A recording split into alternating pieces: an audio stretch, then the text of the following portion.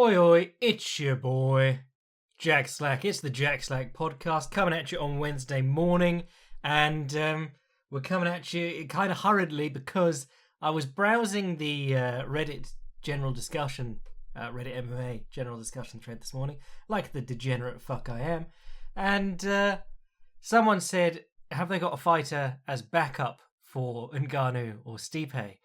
And immediately, because of the level of Twitter poisoning my brain has, I was typing my snarky reply, and then I realised there is nothing on this card that comes even close to replacing that fight.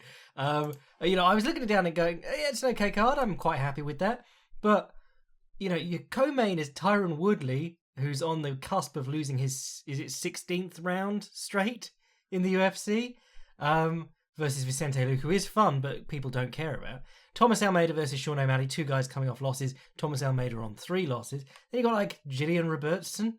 Jamie Malarkey's lost his way onto the main card by never winning a fight in the UFC. There's nothing there that can do anything for this. If I were the UFC brass, a phrase I use far too often now, but if I'm in the UFC management, I am bricking it. Because all it takes is for Francis Ngannou's cornerman to have popped out for cigarettes and got coughed on, a week and a half ago. And this multi-million-dollar venture is fucked. No one is going to buy this without Stipe versus Ngannou. The Israel versus Yan card had shit going on. That was one of those stacked ones that you go, it's a shame we lost that fight, but still, good card. This one, it's a pretty okay fight night card with a good main event. If the UFC ever gets in trouble for lying about, because they've been pretty good about testing everyone and lots of fights have fallen through, but if they ever get in trouble for lying about a result, it will be for this. Because if either of these guys tested positive, if I'm in charge, I'm just going, nah, lie about it. What's the worst that could happen? A couple of guys get COVID, we go, well, we didn't know. But anyway, we're here to talk about Stipe Miocic versus Francis Ngannou because that's the fight. That's the one we all care about. And it's been a couple of years now. How long has it been? So it's 2018. It's not actually that long ago, but they both... Ngannou's been pretty active. Miocic, basically just the trilogy with Cormier. But the first time around, what you got was a very complete... for heavyweight at least, or especially for heavyweight, a very complete fighter versus a fighter who had enormous physical gifts, natural gifts even. It's not just that he's fucking massive. He's always had a good eye for a counter, good timing. It's something he picked up very early. Ngannou, this is. And there was a sort of feeling from that first fight that Stipe beat Ngannou by Ngannou being so early in his career. Stipe's been wrestling since he was a kid and boxing since he was very young. And Ngannou came into this pretty late, had about 5 years of fighting under his belt. And obviously, if you run through everyone that quickly, you put yourself at a disadvantage going into, because you're rushed into the big opportunities. And it reminds me, actually, I've been watching all this golden era. Well, not even golden. Well, one of the golden eras of boxing. I've been watching all this Four Kings era stuff because I wrote the big piece on Marvin Hagler, which again I'm going to keep plugging because it's probably the best piece I've written in 6 months. It's pretty good, but I've sort of branched off those fights now because everything turns into Roberto Duran with me. I end up watching Duran fights, but then I ended up watching Wilfred Benitez, and Wilfred Benitez is a fascinating character. One of the best Puerto Rican boxers ever, but he went where Duran and anyone from sort of Middle or South America from Central or South America from a poorer background normally is going to go professional very early as a boxer because they need the money. And there's sort of echoes of this with Francis Ngannou. Well, anyone in MMA, to be honest. Francis Ngannou wanted to box.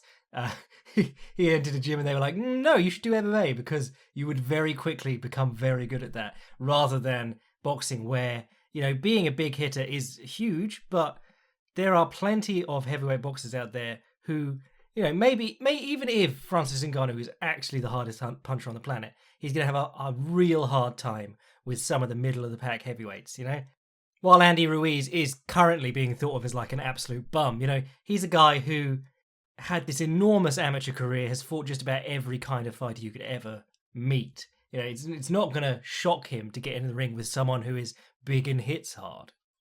But anyway, returning to Wilfred Benitez, a lot of those like South American countries, if you're not from like a rich family where you can pursue an amateur career, you go professional very early. So Duran's only a few years older than like Leonard and Hearns, but they had amateur careers, so they started boxing professionally like 10 years after him. But Wilfred Benitez goes professional at age 15, which like the more I think about head trauma, the more I'm like, that should be illegal. But then, you'd be an amateur and doing it for free otherwise. So he goes professional at 15. He had something like 16 fights in the next couple of years. And he ends up fighting Antonio Cervantes, who, very good boxer. Ring Magazine gave him like the top 100 boxers of the last 50 years or whatever it was. And to give you an idea of how good he was, he beat Nicolino Locke. One of very few knockouts on Nicolino Locke's record, because Locke was untouchable. But I was just watching this footage of Wilfred Benitez at 17 in a world title fight. He won. It's a record that's probably not going to be beaten, because that's like the youngest you could legally, the youngest someone could start, without there being an outrage in the professional rankings and get into that position. It's pretty hard to imagine someone doing it quicker. And he was something like a 4-1 underdog. But he went on to be very successful defending his, I think it was light welterweight belt, up until he met Sugar Ray Leonard. So, if you never meet much resistance, if your natural talent carries you over things, you're not always the best prepared when you meet it. Story only tangentially links in, but that's just something that I was watching the other day and I was like, God damn, 17, just can't get over that. But since the first Stipe versus Ngannou fight, Francis has been busy knocking people out and supposedly improving. It's one of those strange ones where you want to think he's got a lot better, but you don't really have any evidence of it, because he'd been knocking everyone out very quickly. He met Stipe Miocic and couldn't knock him out, and then tired himself out and was boxed up and wrestled all over the place. And then he went back to knocking people out very quickly, well, except Derek Lewis, which was very sketchy. People don't even like to talk about that, because it was weird to see Ngannou gun shy in the way that so many people are against him. And I think that's a large part of what Stipe's success was against Ngannou. He's got one of the all-time great chins, and he just didn't worry that much. I mean, obviously he was trying to avoid punches, but he could take them, which is a huge part of why he succeeded. And part of the intrigue in this fight is, how is Stipe's chin going to hold up after, suffering his first, proper knock. I mean, he got stopped by Stefan Struve, but the Cormier one, he was full out cold. And there's an element of that Evander Holyfield Riddick Bowe rivalry here, because Francis Ngannou has fought like 5 other people since, or whoever it was. Stipe Miocic has fought one other person since 3 times. And if you don't remember the era of Bowe and Holyfield, they had a great fight, so they had another great fight, and they traded wins, so they had a third great fight. But then both of them looked much worse for wear when they started fighting the rest of the division. If you take the 2 biggest, meanest motherfuckers on the planet and you have them kick 7 shades of shit out of each other, the third meanest motherfucker on the planet is going to step in with one of them and be like, oh, you're in terrible shape, mate. So there is an element of that, like how much have those fights, that one knockout, those 3 hard fights, taken on Stipe Miocic? And the training up to them, of course, all of this, where Francis Ngannou has been, basically untouched in the ring. He might be getting beaten up in sparring, but I'm struggling to imagine that he does get beaten up. Who have they got that's going to beat him out? He used to train with Cyril Gane, but now he doesn't. And most of his work, allegedly, has been on the wrestling and conditioning. That's the stuff that let him down. Like, well, I don't want to play too much into that, because he was also outboxed. And I think that people tend to overlook that. They're like, well, he got punched because he was getting taken down. And you're like, well, yeah, that's MMA. One thing opens up another. But a lot of why he was getting punched by Miocic so cleanly was after he'd been swinging wild through like the first half of the first round, he tried to settle down and start jabbing. And that's not, boxing is not really his game. Landing big counters is his game. And, or just like swarming in and overwhelming people. But when he was reaching with jabs, Stipe would parry and come back with his own 1-2. Timed him over and over again. And, Ngannou took him fantastically because Stipe Miocic has a bomb of a right hand. He's got one of the best right hands in heavyweight division history.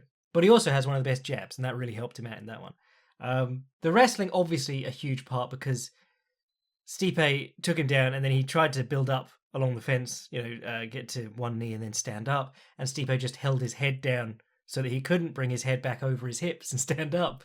And literally, like round 4, when Ngannou's already knackered, when Stipe takes his hand off the back of his head to punch him once, Ngannou's up immediately. It's just, if you're holding their head there, they're not going to be able to stand up. Have you ever done like a neck harness in the gym? You are not strong with your neck, and that's always been the case. It's one of the things that really shocks people when they try MMA or wrestling or even Muay Thai. Like if you start doing clinch work with someone who might be, incredibly gifted in other areas of the game, but they aren't used to having someone hang on their neck, you could tire them out so quickly. And Stipe was also using a power half, which is where you have one arm under their arm across their back and then the arm behind the head and you lock your hands together, and that's a really powerful move. That's Gordon Ryan does that a huge amount. He uses that with one hook in to finish getting the back, but crumpling people's necks down, really really good for tiring them out. I think one of the really interesting things watching that first fight again was, like I said, Ngannou has always had a great eye for a counter. He wouldn't be that scary if he was just a big dude who swung hard. They are a dime a dozen. The thing is that he worked out pretty quickly, like, if I let this guy swing at my head, I can probably catch him on the way in. And that's why you see guys like trying to punch him and then sort of second guessing themselves and giving up halfway through. Having to JDS, having to over him. They like almost turn their back. Like, whoops, threw an overhand, didn't knock him out. But in that first fight, he the first couple of maybe not takedown. Well, I think he got taken down early, but like he wasn't held down until later in the round. But the first couple of good takedown attempts that Miocic got in on were as he stepped in, he level changed, and Stipe and Ngannou's throwing the widest left hook I've ever seen him throw. He's trying to like club him from the side, and he threw those throughout the fight, and he just wasn't having success with them. And I think that's partly due to the absolute lack of head movement by most heavyweights. You can club them with that big swatting check left hook coming in. And Stipe was using feints, has a jab, uses level changes all the time, sometimes to box and sometimes to wrestle. And Ngannou was having enormous trouble with that. And I was thinking the left uppercut could be a real problem. He knocked out over him with the left uppercut. He does like the left uppercut. It's just tightening up. You'd have to have it as a much shorter, more clipped motion to try and catch Stipe's head as it goes outside the lead leg.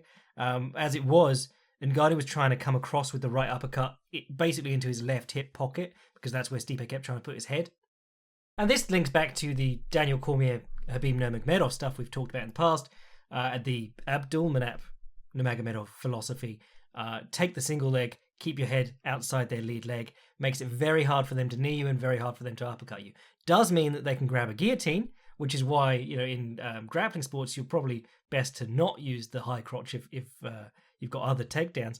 But if Francis Ngannou grabs a guillotine on you and you're Stipe Miocic and he sits down on the guillotine, you've got what you wanted anyway. You put him on his back. Same with someone like Khabib. He's pretty confident fighting hands off his neck. And if someone like Dustin Poirier jumps to the guard for the guillotine, they've given you the ground. They've given you what you wanted. So Stipe was using lots of like head outside singles in that fight. He was using head inside singles too. It was very nice. And there were some awkward like double legs that he level changed almost straight onto uppercuts.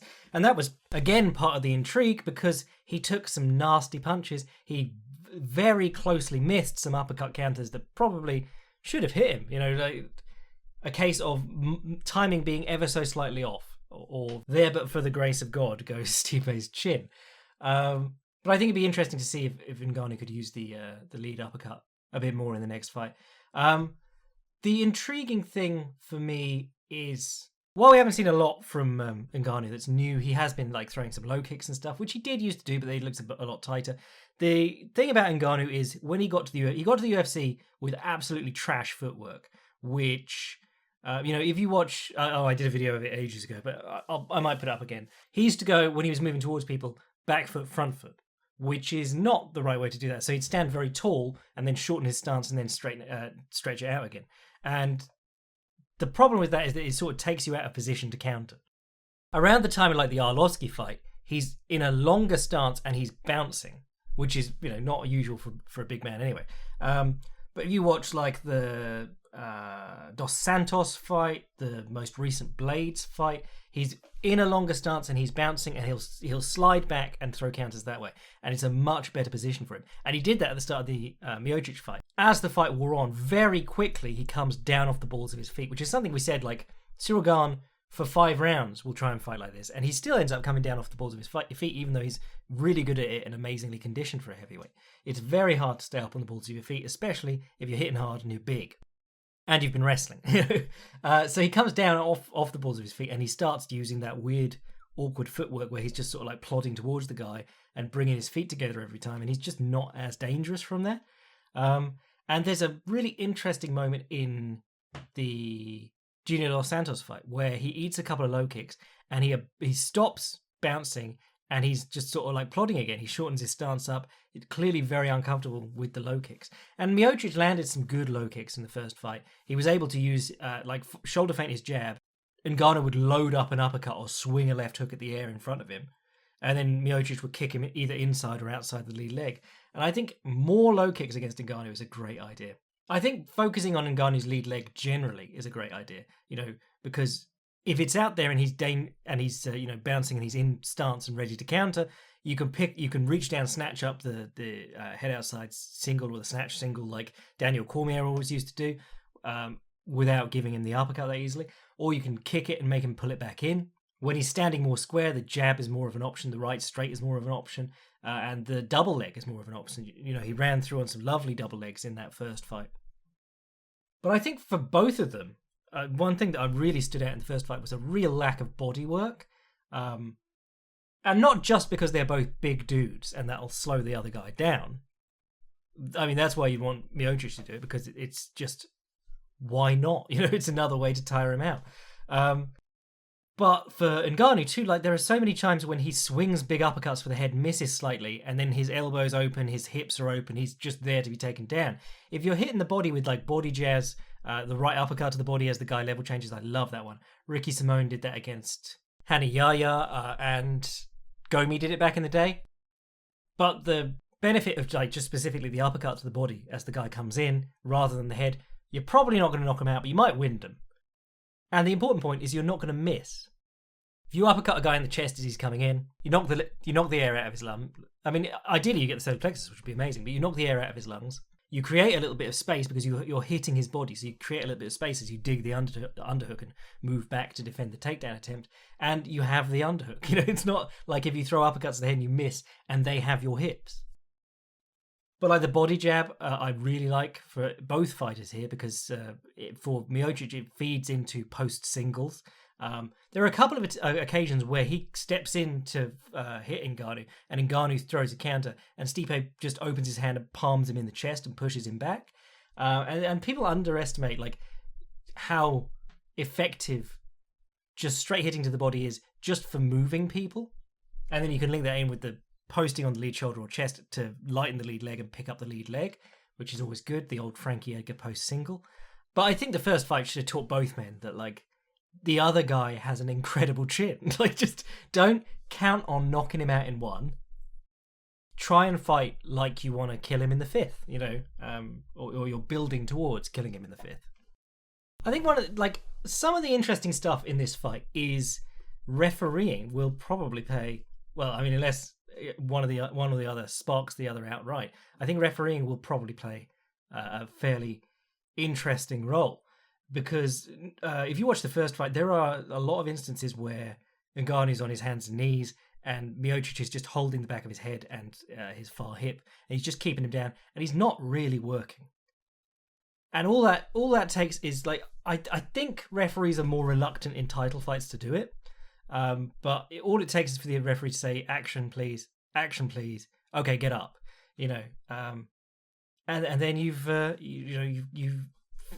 Ngannou has found a way to keep himself safe, because the other thing about referees giving restarts is that once that sort of seal is broken on the first one, they feel more comfortable standing you up, and the shorter breaks will be rewarded with stand-ups for Ngannou.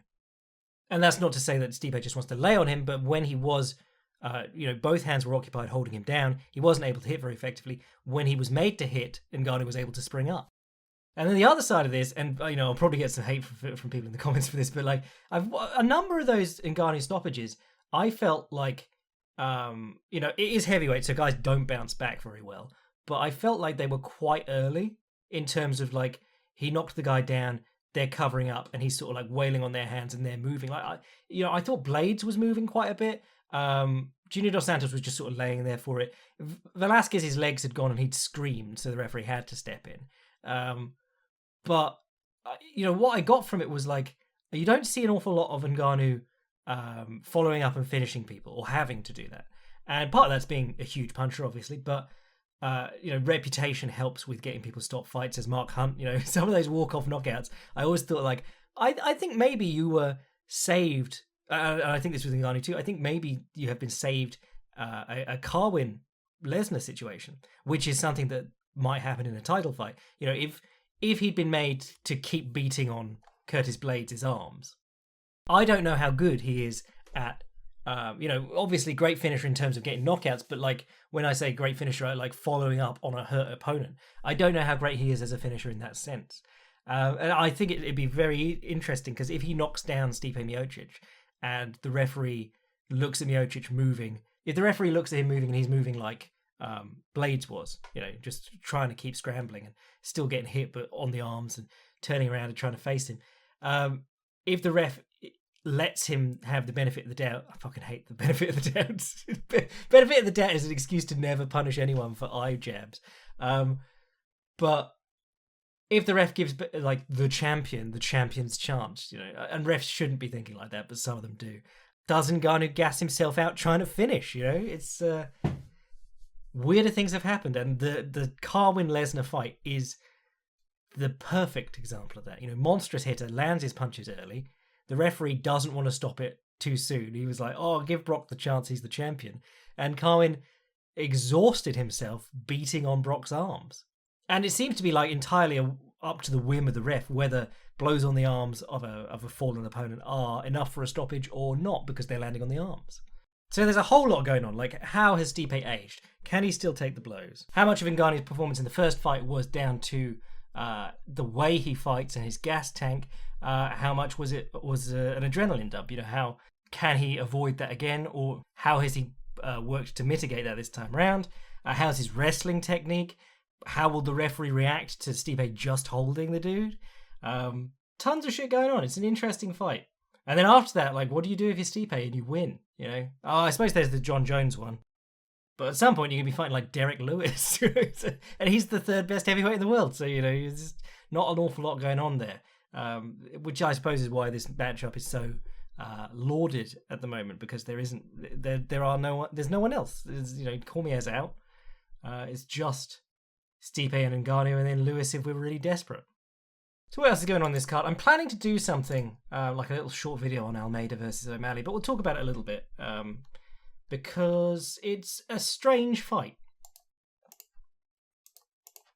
Thomas Almeida is on a 3-fight losing streak, which is probably not reflective of how promising he was as a fighter, but I have also seen sort of like a slip in him as a fighter.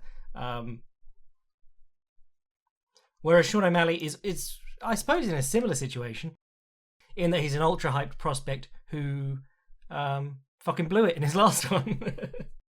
However, that was his first professional loss. I think people conflated that with the thing against Andre Sigmatath, where he broke his own ankle. The O stands for osteoporosis. I have a feeling that the intention here is to set Thomas Almeida up to get knocked out. But I think there's interesting things about both men's styles that play into the other. Almeida can throw a good low kick, and that has always been an issue for, or will always be an issue for O'Malley because of his long stance and his constantly changing stances. The more you use your feet to move around, the more often they're engaged and not in position to brace or check. Or to reverse, to say the reverse, the more you can get someone to brace or check, the less they are able to move around freely because they're busy doing other things. But the Thomas Almeida story is basically the cross counter or the inside slip. He's very, very good at squaring. If he's fighting an orthodox opponent, he slips to the inside of their jab and he throws the right hand over the top or the right hand to the body. He winded Tim Gordon, his first UFC opponent with. And sometimes he uses an elbow in sort of like an overarm motion, which is something that Nate Corbett used to do, one of the most entertaining elbow fighters in kickboxing history or Muay Thai history. Partly because he basically did boxing but with elbows rather than trying to elbow guys in the clinch. He was using elbows as like counterpunches. But the inside slip is often, it almost always is a means to get to the inside. And that's where Almeida was just a buzzsaw with combination punching.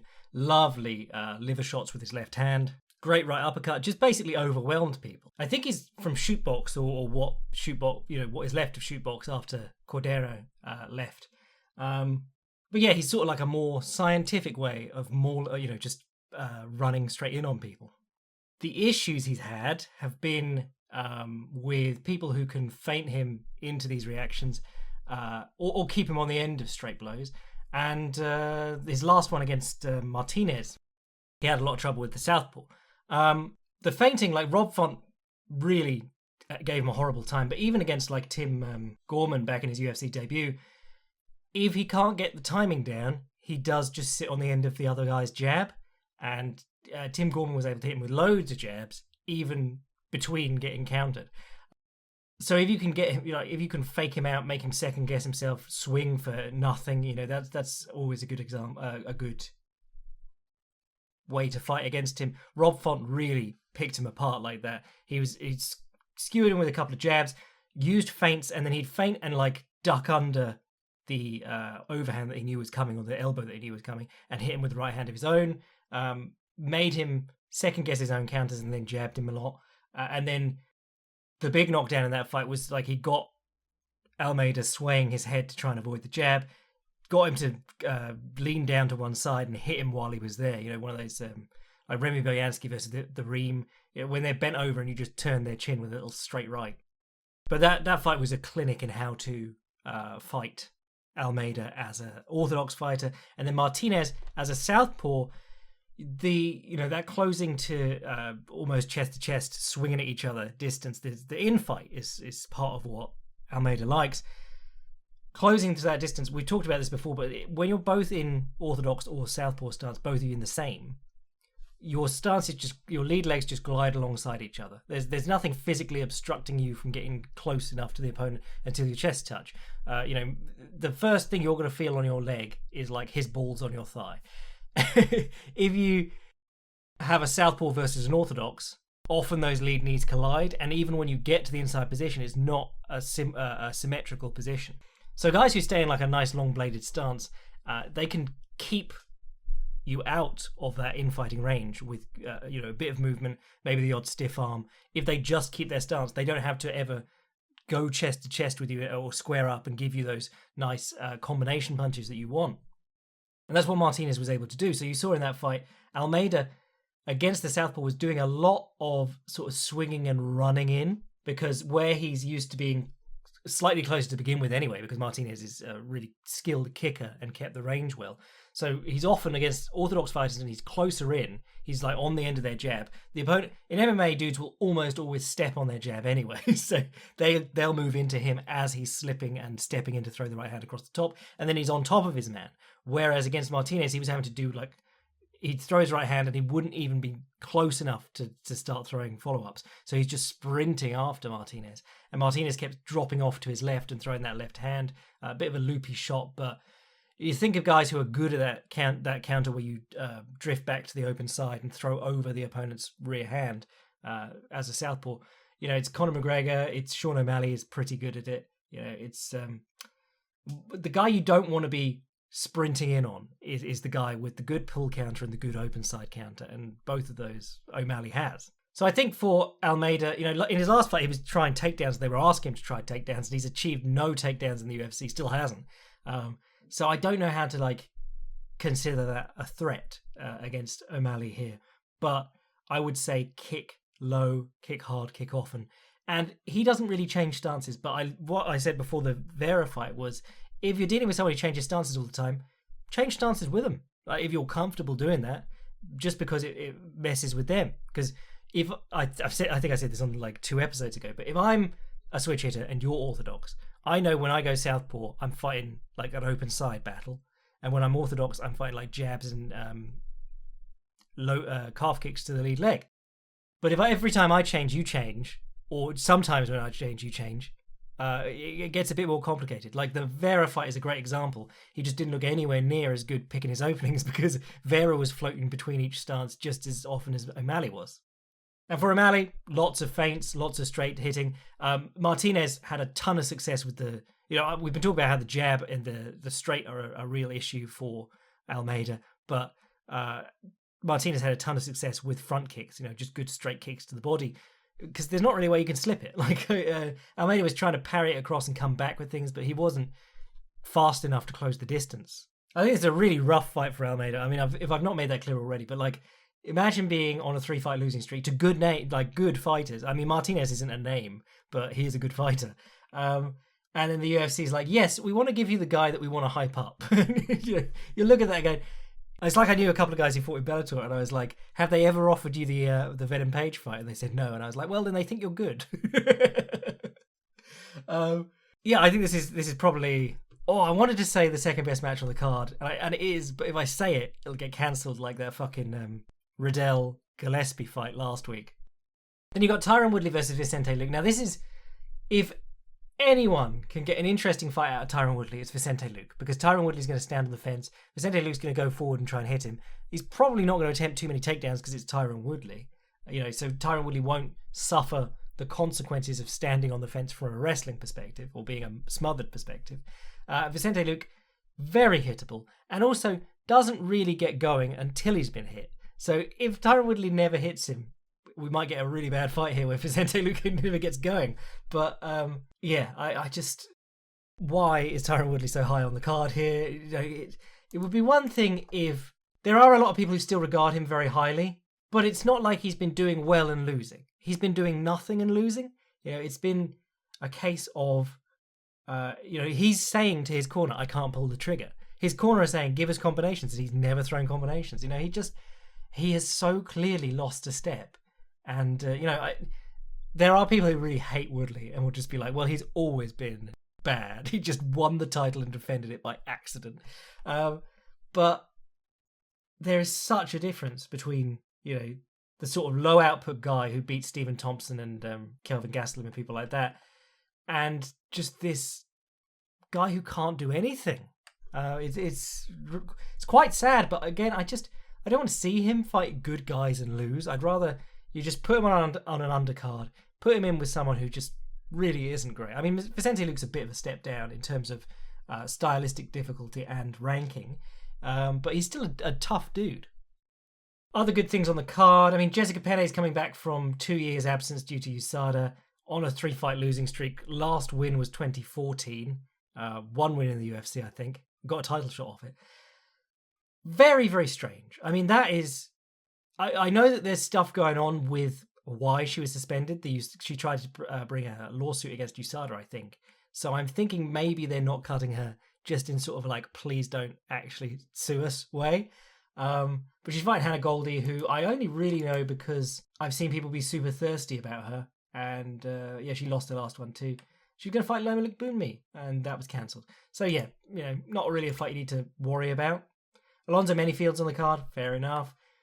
Jamie Malarkey versus Kamaworthy is at least fun because Jamie Malarkey has a hell of a chin on him, and Kamaworthy fights like an anthropomorphized chicken, but amazing hitter. And really not a lot else standing out on this card other than that. I'm not going to Gillian Robertson versus Miranda Maverick. Okay, yeah. made a post about Valentina getting dropped by Holly Holm today. It always brings out just the weirdest freaks in MMA. Like, I understand being like an NBA fan and like loving college basketball as well, and then by extension loving women's basketball and just can't get enough basketball. But there are people who prefer women's MMA, and I just don't understand preferring a bad form of something, particularly above strawweight. Strawweight's got good fighters. Atomweight has some good fighters. You know, Ryzen just had a great atomweight title fight. But when you're talking about flyweight, bantamweight, quote unquote featherweight, you know, it's just, why? And then I saw someone being mad about Jessica Rai getting an OnlyFans account. And I was just like, don't be mad. He wrote like, women are disgracing the martial arts. It was like, don't be mad about the OnlyFans. Be mad about the fact that we had a fight the other day, and people have been asking me to comment on this because I didn't, where it was 9 minutes of scarf hold.